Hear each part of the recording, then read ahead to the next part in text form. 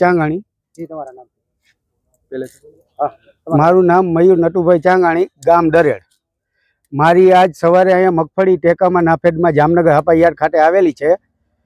એક હાપા યાર્ડ ખાતે આવેલી છે, એક ઠેબા બાયપાસ ખાતે આવેલી છે। બે વારા આવેલા છે, અલગ અલગ વિભાગમાં વારા આવેલા છે। તો હાપા યાર્ડ ખાતે નાફેડમાં મગફળી રિજેક્ટ થયેલી છે અને ઠેબા બાયપાસ પાસે ઈ જ મગફળી ઈ જ વકલ સેમ ઈ પાસ થઈ ગયેલી છે, જોખાઈ ગઈ છે। અત્યારે અહીંયા રિજેક્ટ કરવામાં આવેલી છે। કારણ કે છે મગફળીમાં સુયો છે અને અહીંના મેનેજર સાથે વાત કરતા મેનેજરે એવો જવાબ આપેલો છે કે આ કઈ તમારા બાપાની ધર્મશાળા નથી, જેવી આવે એવી લઈને આવી જાવ છો, એવો જવાબ આપેલો છે। ઈ કે સાફ કરીને આવો। હવે અમારે આ કેવી રીતના સાફ કરવી? અમારા ઉપરથી બાપ દાદા આવે ને તોય મગફળીમાંથી સુયો અલગ થાય એમ નથી, કેવી રીતના અમારે સાફ કરવી? પ્રશ્ન એવો છે કે જ્યારથી ખેડૂતોની મગફળી નાફેડે ખરીદી ચાલુ કરી છે, એટલે અલગ અલગ સમયે ખેડૂતોના પ્રશ્નોના ફોન આવતા હતા। ત્યારે આજે સવારે આ સેન્ટરની અમે મુલાકાત લીધી તો અલગ અલગ ખેડૂતો અમે આઈડેન્ટિફાઈ કર્યા। એક ઢગલામાં ખેડૂત બાપ દીકરો બે, બાપાની ઉંમર લગભગ 75-80 વર્ષની છે, ગઈકાલના અહીંયા રોકાણા હતા, રાતે અહીંયા રોકાણા। એમના બે ઢગલા રિજેક્ટ કરવામાં આવ્યા, એક ઢગલો અહીંયા રિજેક્ટ કરવામાં આવ્યો। એમની પાછળના કારણો જાણવાનો પ્રયત્ન કર્યો તો એ ઢગલામાં એવો પ્રશ્ન છે કે મગફળીની ઉપર જે માટી ચોટેલી હોય એ ઢગલો પાસ થઈ ગયો, 7/12 અપ્રુવલ લખી દીધું, ત્યાર પછી જોખાવાનો હતો તો એને સડનલી દેખાણું કે આની ઉપર તો માટી છે। સેમ્પલિંગમાં જે ઉતારો કરવાનો હતો એ આવી ગયો છે। આ દેશની કમનસીબી એ છે કે જેને ખેતરનો શેઢો નથી જોયો, જેને મગફળીના મની નથી ખબર પડતી, એ લોકો ખેડૂતોને લઈને નિર્ણયો લે છે। એને એ નથી ખબર કે મગફળી ક્યાં થાય। સીધી વાત છે કે ખેતરમાં થાય તો માટી તો થવાની જ છે। ખેડૂતો સાથે વાત કરી તો એના કર્મચારીઓ છે એ જાણે એના પર ઉપકાર કરતા હોય, ખરીદી કરીને એમ કહે છે કે એમને હું ધોઈડાવો છો, ધર્મશાળા હોય એમ। કદાચ એને ખબર નહીં હોય કે આ ખેડૂતો છે ને ટેક્સ પેયર છે, આ ટેક્સ ભરે છે ને તો એના ઘરમાં ચૂલા હળગે છે। આ મગફળીમાં એવો પ્રશ્ન છે કે આમાં જે ખેડૂતો હુયા કહે, આવા હુયા, આ હુયા નડે છે ને। આ લોકો એવું માને છે કે દેશમાં અદાણી ને અંબાણી છે એ તમામ વસ્તુનું ઉત્પાદન કરવા જોઈએ। આ લોકો એવું માને છે કે જો એનું ચાલે તો મગફળી છે કે ઇન્ડસ્ટ્રીમાં થવી જોઈએ।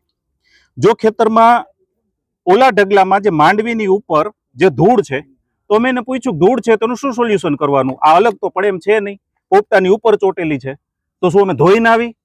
તો કે ના, ધોઈને આવો ને તો એમાં ભેજ આવી જાય એટલે તોય સેમ્પલ પાસ ન થાય। તો ત્રીજું સોલ્યુશન શું? ધોઈને તમારે સૂકવવી પડે, 5 દિવસ સૂકવી તો 7 દિવસનો એની પાસે સમય છે, 8મા દિવસે બિલ નથી બનતું। એવી સરસ મજાની ડિઝાઇન બનાવવામાં આવી છે કે ખેડૂતને વધારેમાં વધારે કેમ પરેશાન કરવામાં આવે। સત્તાનામાં બેઠેલા જે રાક્ષસો છે એમના ચેલા ચપાટા ચમચાઓ પાસે જઈ અને ખેડૂતો હોશિયારી કરે, ભાઈ બાપા કરે, એમના પગે પડે, ત્યાર પછી આ ઢગલો છે તો પાસ થાય। આ જે ડિઝાઇન બનાવવામાં આવી છે એ કોઈ કાળે ચાલશે નહીં। અને ડરાવા ધમકાવાની જે પેટર્ન છે એ અત્યાર સુધી 30-35 વર્ષથી ડરવા વાળા હશે, ડરી જતા હશે। આ જેવી ખેડૂતની વાત અમે ચાલુ કરી એટલે તમને બેકગ્રાઉન્ડમાં દેખાતું હોય છે ગાડી આવી ગઈ, એટલે આ ગાડીથી બીવા વાળા નથી અમે। અને જ્યાં સુધી આનું રીસેમ્પલિંગ અમારી નજર સામે નહીં થાય, એના જે કાગળમાં નીતિ નિયમો છે એ પ્રમાણેનું ફોલો નહીં થાય, ત્યાં સુધી ખેડૂત કાલ દિવસના બેઠા છે, કાલ રાત રોકાણા છે, અમારે આજની રાત રોકાવી પડશે તો એ રોકાશી।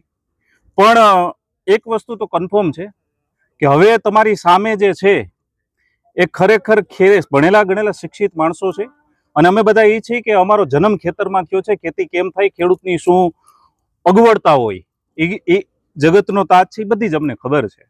એટલે આ લડાઈ છે જ્યાં સુધી આનો સુખદ અંત નહીં આવે। સૌથી એક મોટો ટ્વિસ્ટ એ છે કે આ ઢગલો જે બેઠો છે આ એક જ સર્વે નંબરમાં, એક જ ઢગલામાંથી 2 ખાતા નંબર હતા, એક હતો બીજા સેન્ટરમાં ગયો, એક છે આ સેન્ટરમાં ગયો, એક જ ખેતરમાંથી 2 ઢગલા, એક જ મગફળી, વાં પાસ થઈ ગયો, જોખાઈ ગયો। અહીંયા નીતિ નિયમો અલગ છે, ન્યા નીતિ નિયમો અલગ છે।